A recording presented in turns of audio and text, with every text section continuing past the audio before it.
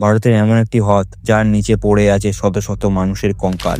উত্তরাখণ্ডের হিমালয়ে প্রায় 16,000 ফুট উঁচুতে অবস্থিত একটি ছোট্ট হ্রদ, নাম রূপকুণ্ড। বছরের বেশিরভাগ সময় এই হ্রদ বরফে ঢাকা থাকে, কিন্তু গ্রীষ্মকালে যখন বরফ গলে যায় তখন জলের নিচে দেখা যায় মানুষের খুলি, হাড়, কঙ্কাল। প্রথমে যখন এই কঙ্কালগুলো দেখা যায়, মানুষ ভেবেছিল এগুলো হয়তো কোনো যুদ্ধের ফল, কিন্তু তদন্ত শুরু হতেই রহস্য আরও গভীর হয়। বিজ্ঞানীরা যখন কঙ্কাল পরীক্ষা করেন তখন দেখা যায় সব মানুষের মাথার খুলিতে একই রকমের আঘাতের চিহ্ন, যেন ওপর থেকে কোনো ভারী জিনিস এসে মাথায় পড়েছে।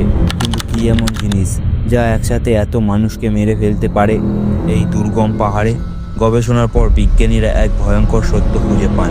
প্রায় 1200 বছর আগে একদল মানুষ এই পাহাড়ি পথে যাত্রা করছিলেন। হঠাৎ করে শুরু হয় এক ভয়ঙ্কর শিলাবৃষ্টি, কিন্তু সাধারণ শিলা নয়, বরং মানুষের মুঠোর থেকে বড় বরফের গোলা।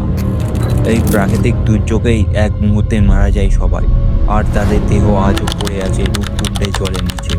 আজও রূপকুণ্ড হ্রদ নীরবে লুকিয়ে রেখেছে শত শত মৃত্যুর সাক্ষী। এটা কি শুধুই প্রাকৃতিক রোষ, নাকি এর পেছনে আছে আর কোনো অজানা রহস্য?